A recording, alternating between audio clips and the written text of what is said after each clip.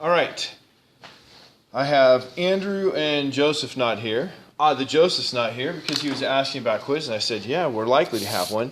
The fact is, I didn't get it done. So we're not having a quiz now because I didn't get it done. We're going to continue talking about thermodynamics topics, and this time we'll be looking at more of the fluid flow. But first, starting with where we ended last class period. We ended, actually, two people made clicker questions about this. I didn't think we covered it, but since they had it there, I figure we must have.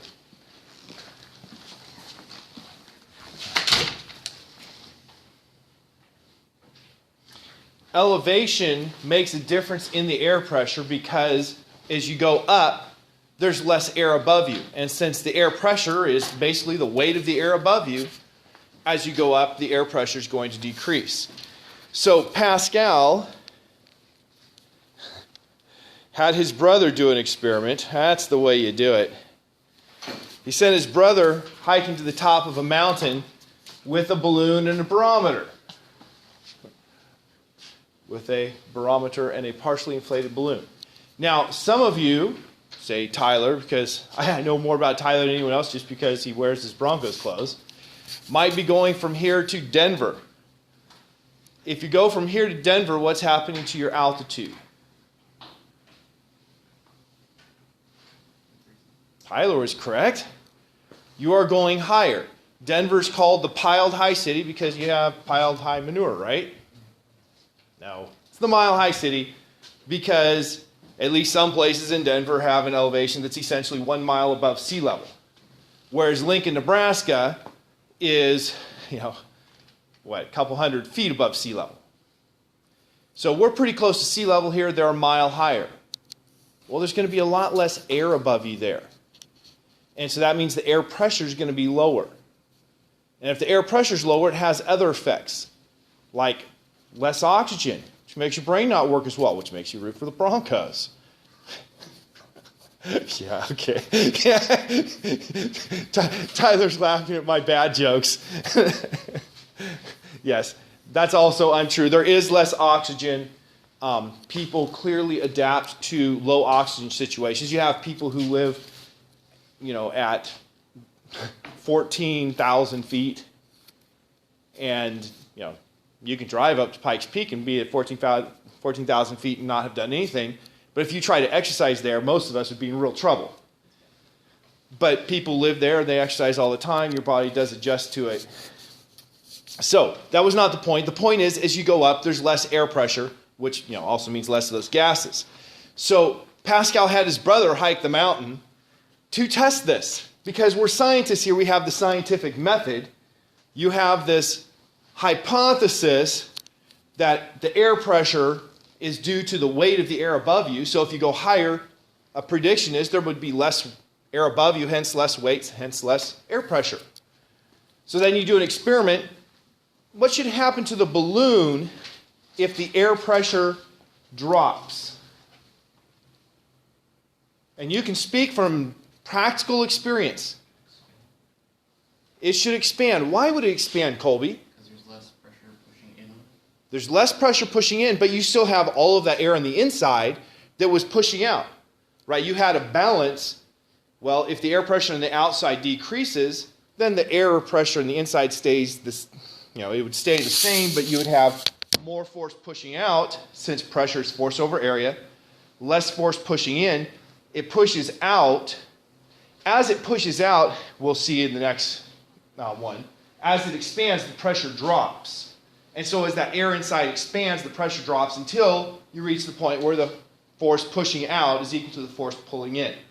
Balloons don't have that strong of a force that they're applying. There is some, obviously, but it's not that strong. So we usually just say same pressure inside and out and ignore the small amount of force of the elasticity of the balloon. So that's what the balloon was doing. It was just measuring, okay, I have this air inside. What's it going to do when I have lower pressure outside? Now, I told you guys, didn't I, about the Scorpions TV show? No? I must have been my other class. They had a scene where In a computer room for fire suppression, they evacuate it. Fires need oxygen to burn. And so they evacuate, they just suck out all the air. So if you suck out all the air, you evacuate it, the air pressure drops to its minimum possible value of 0. And of course, then you can't breathe and you die. There's somebody in there, blah, blah, blah. Well, as the air pressure is dropping, they want to have something for you to visually see it's dropping. So they have a water bottle that's sitting on a desk, an empty water bottle. If you take that water bottle and you go to where there's less air pressure, what should happen? Yeah, it should go whoo. But on the TV show Scorpions, it did the opposite. It was crushed by the higher pressure inside and the lower pressure outside. That makes no sense. The TV show is about people who are supposed to be geniuses, but the people who write it are not geniuses. So we have that. Then we have the barometer. What is the purpose of a barometer?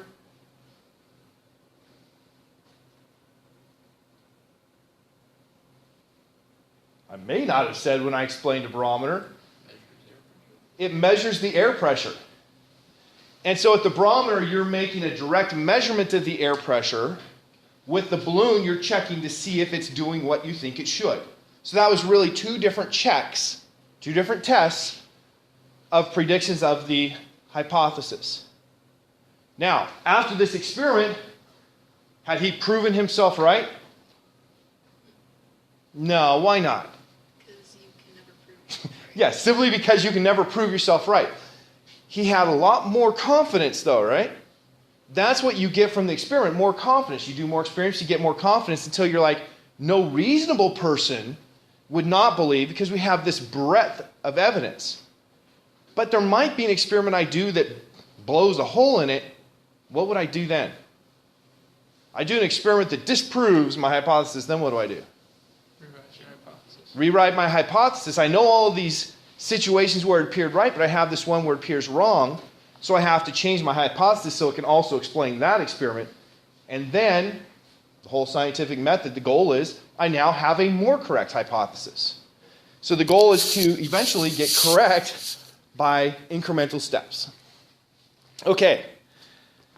So we have that. Now just the picture I was talking about last class period, never got to, about the weight of that column of air. As you go up higher, the molecules are farther apart. The acceleration of gravity is weaker, although not much weaker.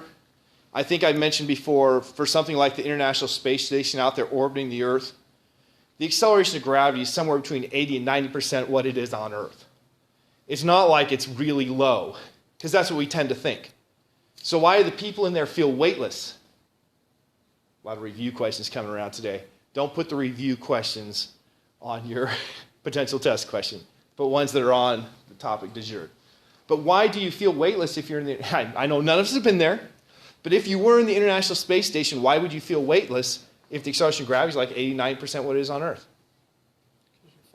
Because you're falling with it.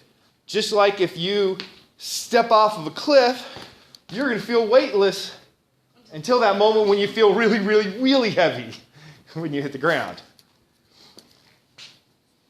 Okay, so Boyle did some experiments. This says Boyle and Marriott. I do not know this Marriott dude.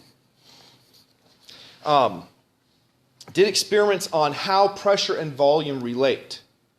Right, that experiment that Pascal had his brother do with the balloon would have related to that as well. And what Boyle found, what we call Boyle's law, what we found to be Boyle's law is that pressure times volume, I know I have this on a slide, but apparently it's not the next one, is equal to constant if temperature is constant. Now, I have told you temperature has to do with the motion of the molecules, but I haven't gone any further than that with what temperature is. And so we have other laws that deal with what happens with temperature changes, but Boyle's law was simply what happens to the pressure and volume. It explains what Pascal's brother noted when he went up the hill, the air pressure dropped, the gas inside of the balloon had to expand. so that you had equilibrium. So volume increased as pressure dropped. Agrees with Boyle's law. Our first question here, something I've already alluded to. What happens to the air pressures you drive from Lincoln, Nebraska to Pikes Peak, Colorado?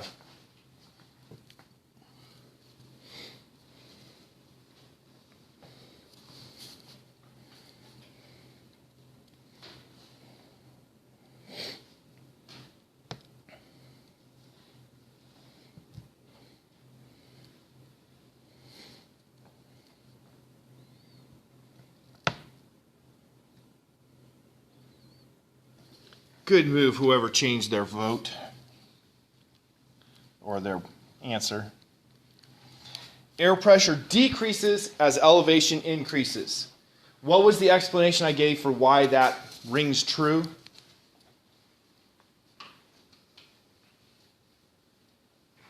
What causes air pressure? The weight of the air above you. If you go to higher elevation, how much air is above you? Less. Hence, less air pressure.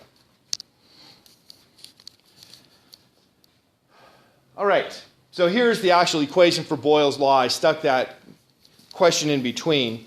Boyle's law relates the pressure and volume. So we say pressure times volume is constant if the temperature is constant. An easy way of expressing that is saying I have situation 1 and situation 2. Pressure 1, volume 1 equals pressure 2, volume 2.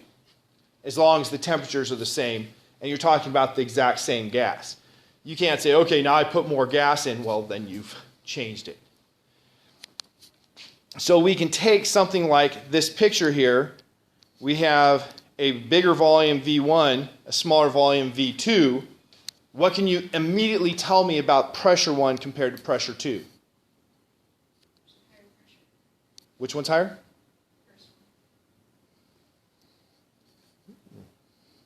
Pressure times volume has to be constant. So if I have, let's put it this way, pressure 1 over pressure 2 is equal to volume 2 over volume 1. That was just dividing both sides by pressure 2, multiplying both sides by, and dividing both sides by volume 1. So pressure 1 over 2 is equal to volume 2 over volume 1. Volume 1 is the bigger volume. So this is the bigger number, which means that pressure 2 has to be the bigger pressure. Pressure 1 and volume 2 are the smaller numbers. But of course, I'm pretty sure everyone here would have reasoned it through. We often answer these looking at it in a different way. We say, well, if I had a higher pressure in one, it would cause it to expand more. But then the pressure drops. And so it would have been starting with a higher pressure, but the ending pressure not. So I believe that's what you were thinking. Right, logical thoughts, not aberrant thoughts. Okay, now Archimedes' principle. You guys all know about Archimedes? And buoyancy? Please enlighten us. Okay, I will enlighten you. Thank you for the invitation. So the story goes that the king, I don't remember what country, Tyre or something like that, the king wanted to have a crown made of gold. And so he got a chunk of gold, took it to the goldsmith and said, "Make me a crown." And then the goldsmith gives him the crown. And for whatever reason, the king says, "I think he cheated me." But he doesn't want to destroy the crown to see if he was cheated, because if he wasn't cheated, then he lost the money he paid to have the crown made. So he comes to Archimedes and says, "I need you to determine if I was cheated or not." So if Archimedes first does the thing anyone would do, how much gold did you give him? Well, I gave him, 1 pound of gold. Well, let's weigh the crown and see how much the crown weighs. If the crown doesn't weigh 1 pound, you're like, well, where'd the gold go? You got cheated. Well, it weighed the right amount. And so then Archimedes says, well, that's good, but that's not sufficient. he still could have cheated. He could have done something else, put something in the place of the gold. And so Archimedes is scratching his head, says, "Draw me a bath." Somebody fills the bathtub for him, and he gets in the bathtub to do his thinking. And as he steps into the bathtub, he notices that the water level rises when he gets in. We've all noticed that. But now, the context of what he was thinking, he had a thought. And he jumped up out of his bathtub and he said, "California!" No, he didn't say California. He said California's motto, "Eureka!" Which means, well, essentially, aha, I have found it. That's what California is about. Eureka, I have found it. You guys know I'm from California, right? Everyone's got that straight. He had figured it out. And so he goes and he takes the crown and he submerges the crown in water. And when he submerges the crown in water, what does the water do? The water level goes up. And then he just measures how much did the water level go up. Because his idea that he had was, when I get in the bathtub, I displace water. I push water out of the way. And so the water level goes up because my volume is now in the water and it has to move up, so its same volume goes higher in the bathtub. So he said, okay, so if I submerge that crown, then the water volume will go up an amount equal to the volume of the crown. And so in that case, we have two measurements. We have, well, let's say mass. We have a measurement of the mass that he found just by putting it on a scale, measuring its weight, and dividing by G. Now we have a measure of the volume. How does the volume help us? Because different materials have different densities. And remember, density is that Greek R, rho is the name for it, is equal to the mass divided by the volume. And gold is very dense. You would be very hard-pressed to find any material as dense as gold. If he had given him something like, let's say aluminum, this test wouldn't have necessarily been, the guy could have still cheated and just been really tricky and made it work. But because gold is really dense and you can't find something as dense as gold, to get the same weight, you're going to have to put in something that has a lot more volume than gold would have. And so that means that in the end, if it's pure gold, you would get the right density. But if it's not pure gold, if it's adulterated with something, you're going to get a lower density. So he measures the volume, determines the density, and finds the density is too low. Well, now that we have the density is too low, we know that the king has been cheated. Now the crown is worthless. King's going to get his money back and more by punishing the guy who cheated him. So they cut it open, and they see that the goldsmith had first taken some vines and braided the outline for the gold and then just bent the gold around it to make the crown. And then just kept the rest of the gold. And so, of course, who knows what the king would have done to this gentleman? Who knows if this story is true? What we do know is it's a story that relates the principles in play here. That when you get into the water is displaced by you and goes up. Now, when I was your age, when I got into the water, I would just go down until my feet were on the bottom of the swimming pool. That's not what happens anymore. I get into the water now, and, I only come to like here, and then I have a little part of me that's above the water. Part of me floats. And so I am a floater now instead of a sinker. And Archimedes' principle relates to that as well. When we put something in water, like we have, here is shown a column, I'm just going to draw my own object. I put a cube here in water. Water has a pressure, right? Water pressure. And that water pressure is going to push on the cube. Something I don't think that I talked about carefully on Monday, the direction of the force. I said that pressure is force divided by area.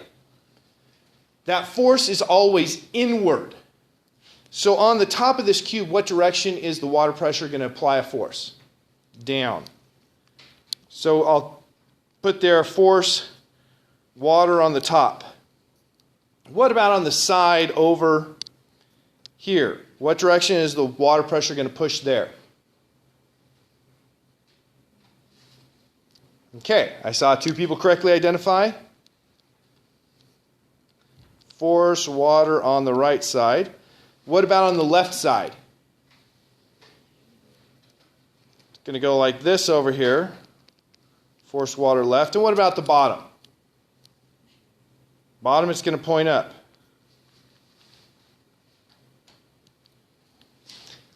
Now there are two more surfaces. On the back side would be pushing forward, on the front side would be pushing back. But I figure having the two sides, that's enough to see the deal. Now if I look at the ones on the left and the right, if I add those together, what are they going to give me? They're going to give me 0. So that means my net horizontal force is 0. So I'm going to ignore that because I know it adds up to 0. Vertical forces, it's not 0. Why not? Because the pressure changes with depth. On Monday, when we talked very briefly about the barometer, I said that the pressure at the bottom of that column of mercury was equal to the weight of that column of mercury divided by the area of the column. And we found from that the change in pressure was equal to the density times G times the height. So if we go down in the water, the change in water pressure is the density of water times G times the height we had to go down. Now, where's the water pressure higher? On the top or on the bottom? It's going to be higher on the bottom because we had more weight of water above. Now, some people who are thinking clearly might say, wait a minute. When I have this block, there wasn't water in that region. There was just the block. But one of the cool things about water, and this goes back to any fluid from Pascal's principle, if you have a continuous fluid, then the pressure is going to change continuously, and underneath here, you would have the same pressure as if it was a continuous column of water all the way to the top, because the water is pushing in all directions. And if you had more pressure here than you had here, that would mean that on the water in between, there's a net force that's going to push it underneath the cube. And you would push it underneath the cube until you reach the state where the pressures are the same. And so the pressure only varies with vertical height as long as you have a continuous fluid. So we have a bigger force pushing up than we had pushing down. And so we calculate that and we say the buoyant force buoyant,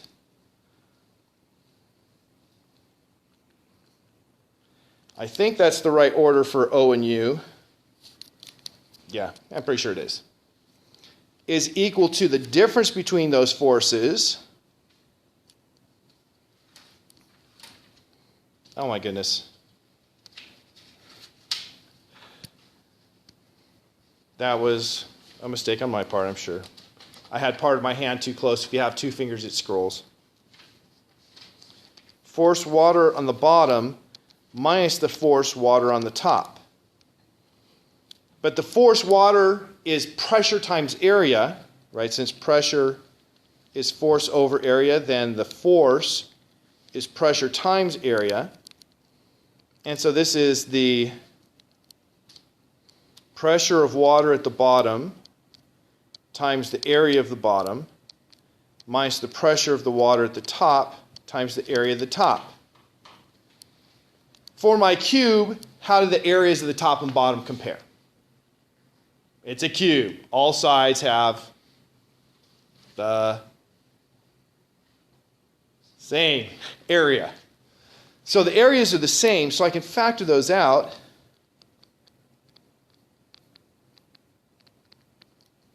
And I'll just call it the area now since they're the same. But from our equation right here, that's the density of my water, not mercury. I'll just put W for water. That's what I've been using everywhere else. Times G times the height times the area. And we can go one step further. What does the height of my cube times the area of the cube equal?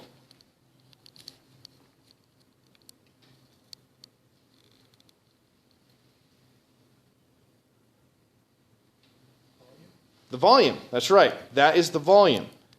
So we end up with Archimedes' equation that the buoyant force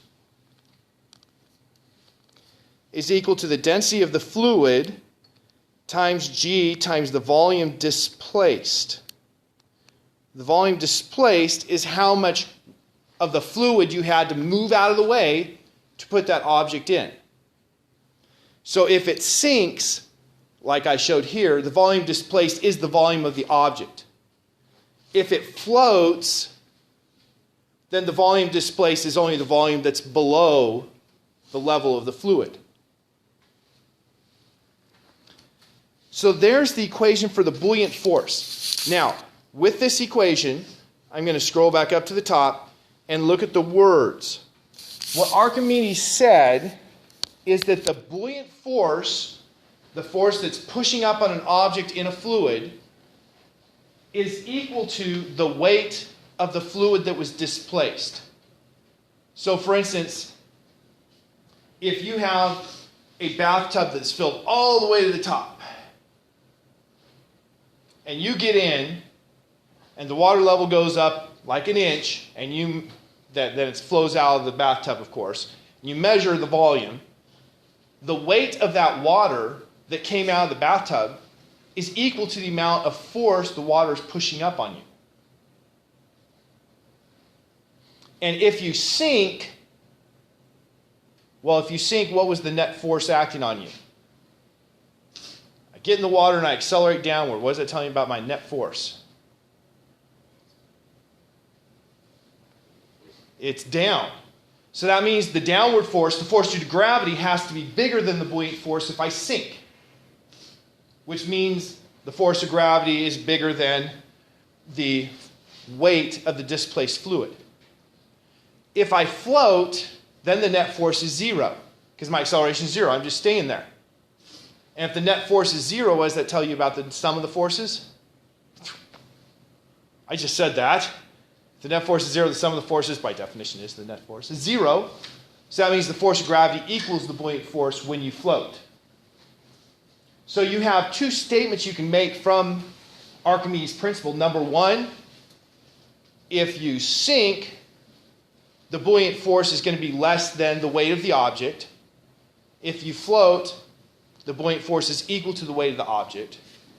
And number two, the buoyant force is always equal to the weight of the displaced fluid. Now this allows us to compare why some things float and some things don't. Why, when I was your age, I did not float, and why now I do float. If you look, now I'm going to scroll to the bottom again. If you look at our equation for the buoyant force is the density of water times G times the volume displaced. If you look at the force of gravity acting on a person, the force of gravity is the mass times G, right? But using the density of the person, I can put that as density of my object times G times the volume of the object. Right, so density times volume is mass from our relationship. Density is mass over volume. Then mass is equal to density times volume. So the gravitational force, the downward force, is the density of the object times G times the volume of the object. So if something floats,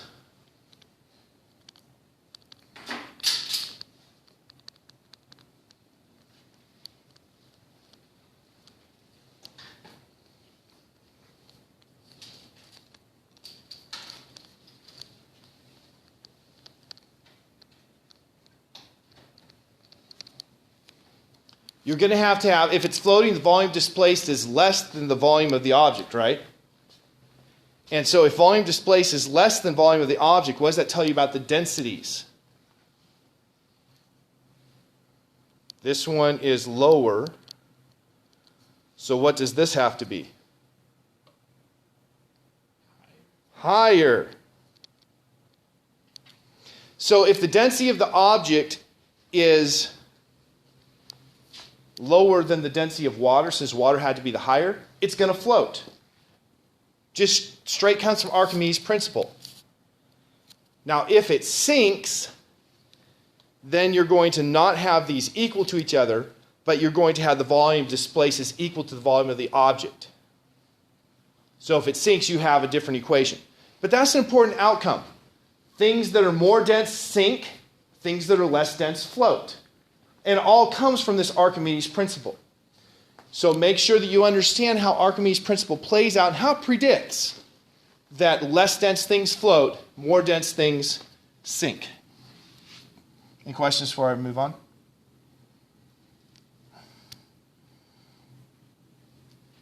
Okay, now we're going to look at some more cool things here.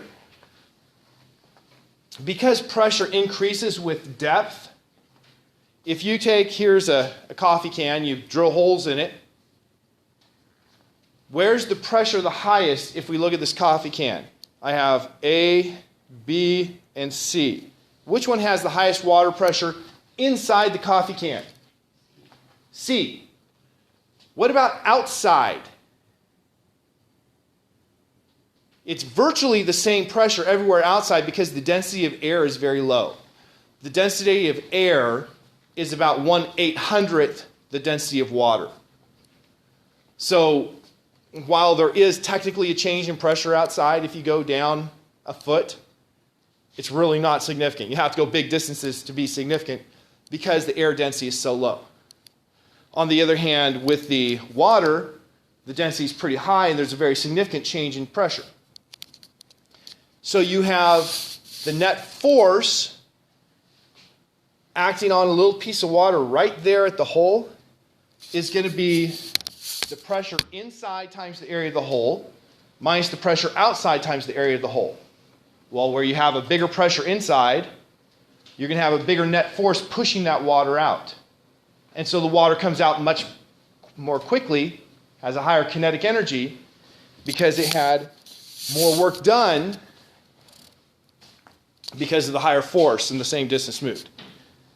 So you're going to have faster water coming out lower down, and that's why you see these paths. This one here goes down like that. These cross over because they're coming out faster as you go down farther because of the increased pressure. I've already talked about everything we need to talk about there. And everything we talked about there, I knew I'd spend a lot of time talking about these. Okay, so another clicker question. It's found that when you mix water and oil, that the oil floats on top of the water. What conclusion can we draw about this? So we have two conclusions about mass, two conclusions about density. Only one answer is correct.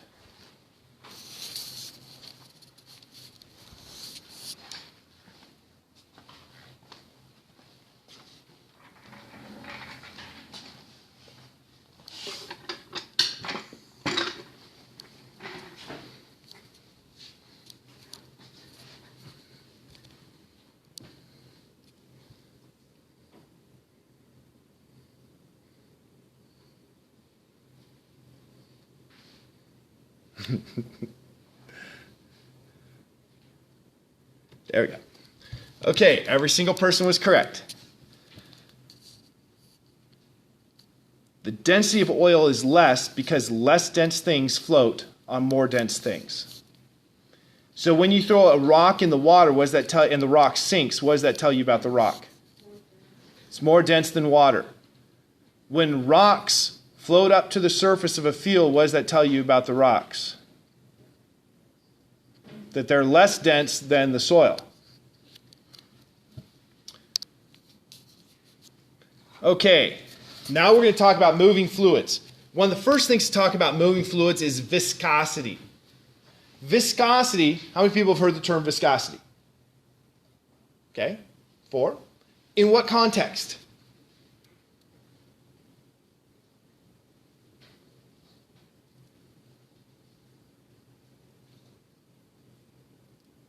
The place I hear it most regularly is in commercials for motor oil. which is why the clicker question I'm going to have on this coming up is about motor oil. Viscosity is a measurement that tells us how easily something flows. Being very specific, viscosity is telling you about the forces between molecules in the fluid. Remember when I described a liquid, I said that the liquids, the molecules are free to move around each other, but they can't escape. Well, that freedom to move around each other varies with fluid. Some are more free, others are less free. The ones that are very free to move around each other have a very low viscosity. The ones that not as free to move have higher viscosity. So let's take an example of molasses. You guys all know what molasses are, right? I haven't seen molasses in like 10, 20 years, so I have to ask this. Molasses, does it flow quickly or slowly? Slowly. Why do you suppose it flows slowly?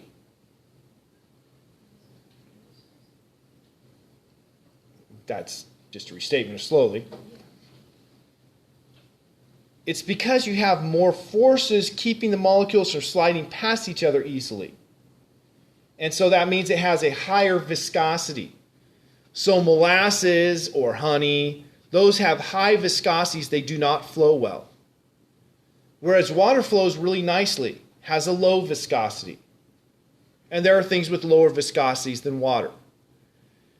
So that's what viscosity really means. So if I have fluid flowing in a pipe, like I have a water pipe, water's going through, one of the things that we always want to measure is the flow rate. How much water per second is passing? And so the flow rate is just the speed of the water times the area of the pipe. In other words, the speed is the change in position over change in time. Multiply that by area. Change in position times area is change in volume. So the flow rate is the change in volume over change in time. It's how much volume per second passes a certain location. Higher flow rate, more volume per second. Lower flow rate, less volume per second. This picture is actually trying to illustrate that idea. You have some area going through a pipe, and sometime delta T, the water moves the distance L. And so the volume here is the area times L. That's how much water passed in time delta T. So the flow rate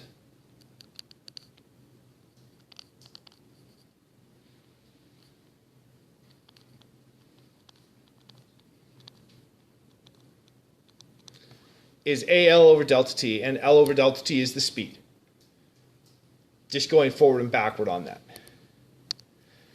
That flow rate, if we have a continuous flow, if we don't have cavities forming, if we don't have water bubbles or something, that flow rate should be continuous through a pipe.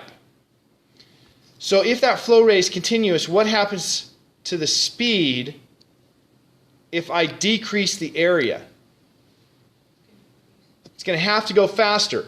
And we can just say the speed 1 times area 1 is going to have to be the speed 2 times area 2 because they have to have the same flow rate. So that's for a continuous flow. Or we'll learn a word in a minute for laminar flow. What is laminar flow? Well, here we go. Laminar flow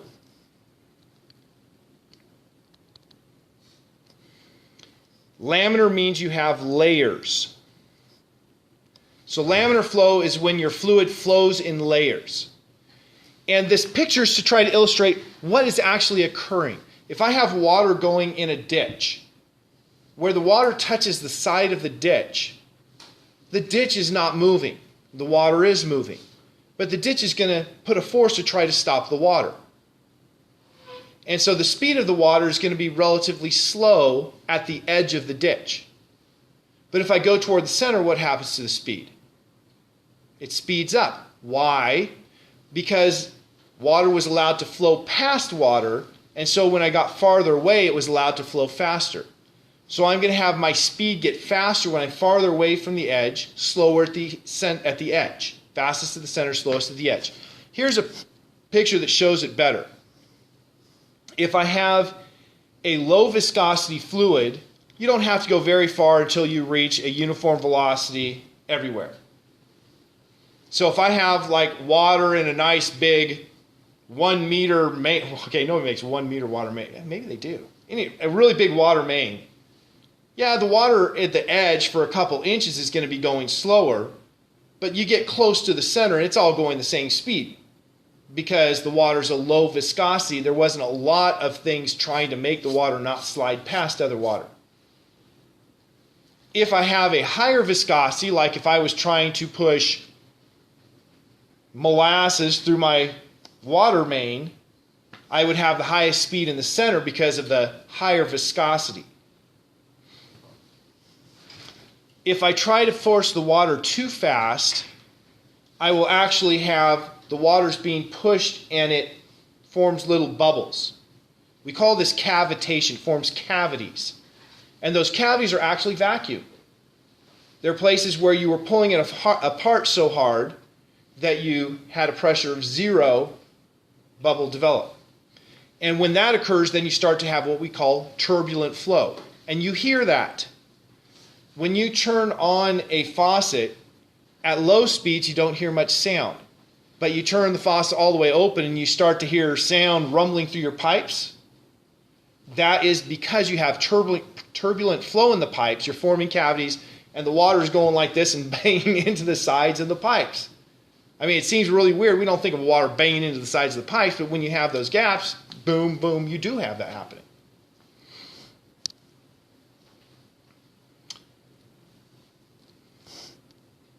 Clicker question, final one. A motor oil is labeled as 10W30, meaning that it has a viscosity of SAE5 at cold temperature, but SAE30 at 100 degrees Celsius. That's what it means if you get a 10W30. It's, whoops. I put the number in for 5. Obviously, 10W30, it's 5 and it's 10 and 30. 5W30 would have been 5 and 30. My mistake. So it has 2 different viscosities depending on the temperature. What is that going to mean in terms of the motor oil? 2 are about flow rate and 2 are about density. Only one is correct again.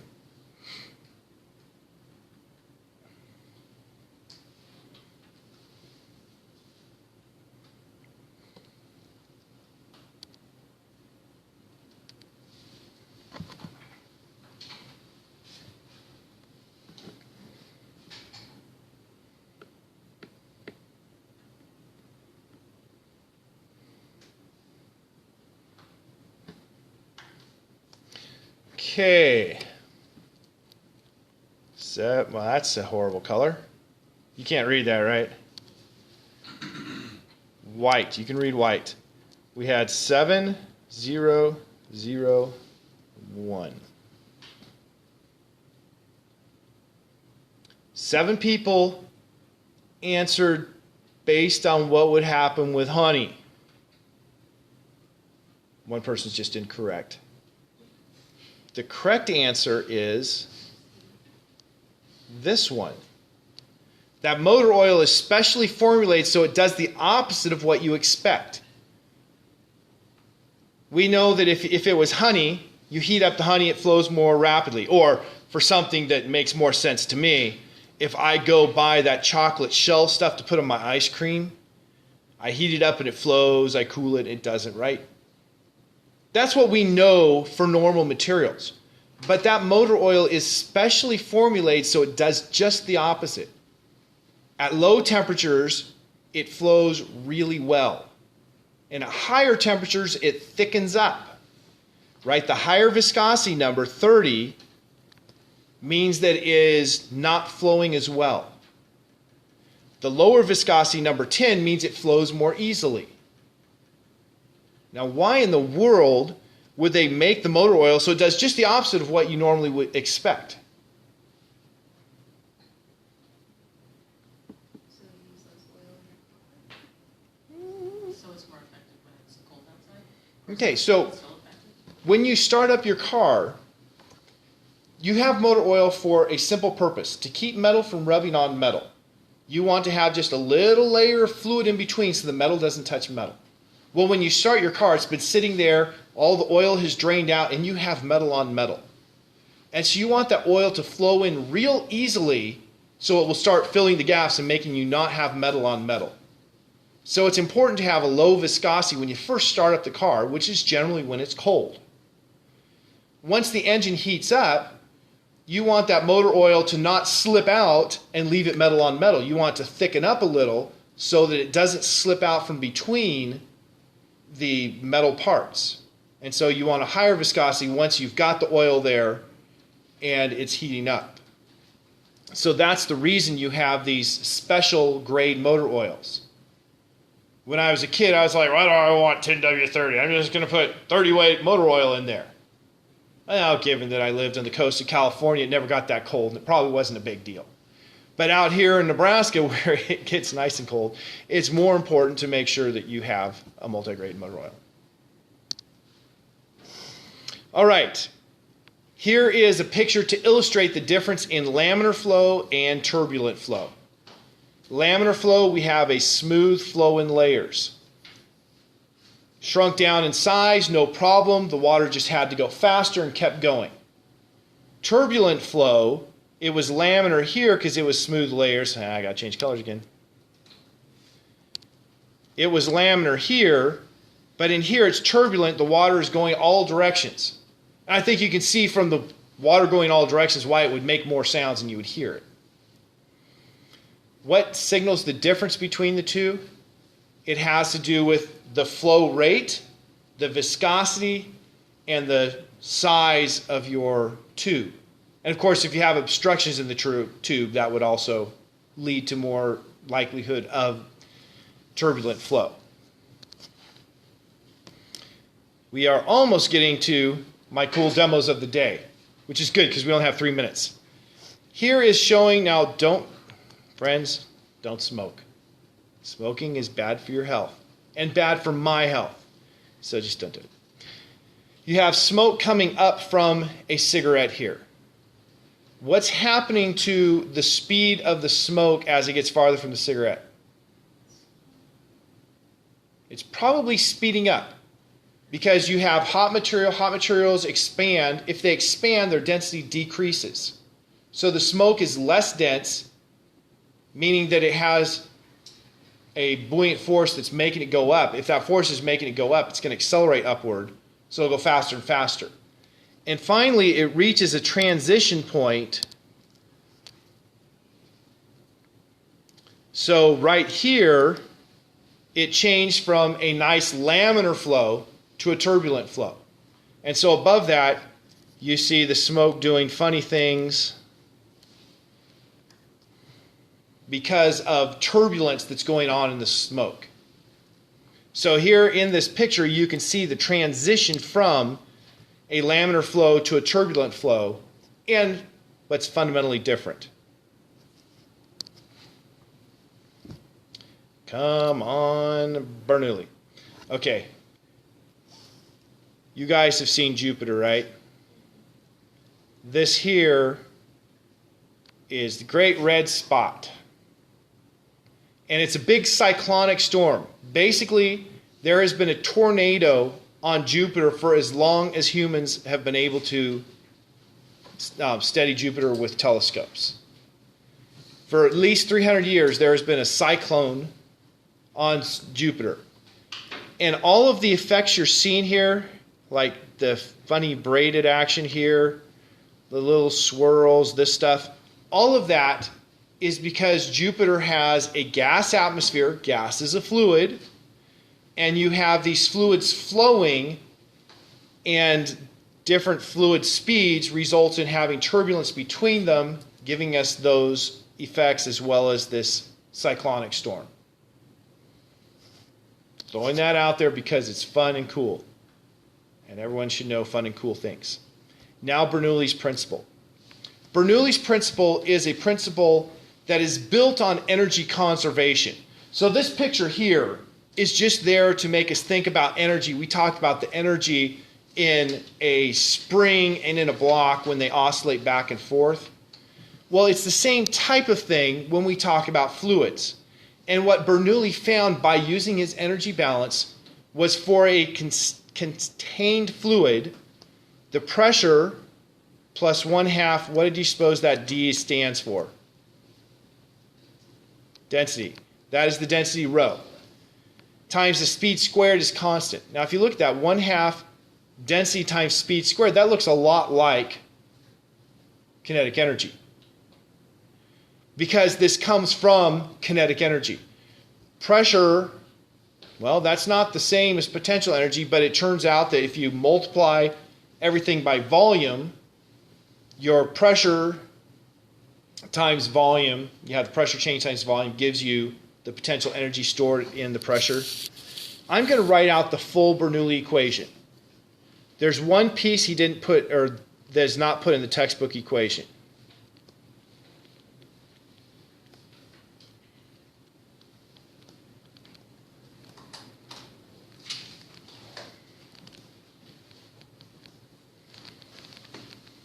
Oh my goodness, I'm out of time. I got my demonstrations. They're like the next thing. I'm out of time.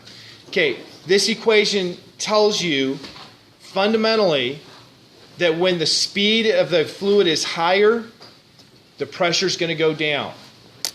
So if I have my blow dryer making higher wind speed, if I blow that wind over the paper, the pressure above the paper is lower and the paper comes up. Or, I love to do this.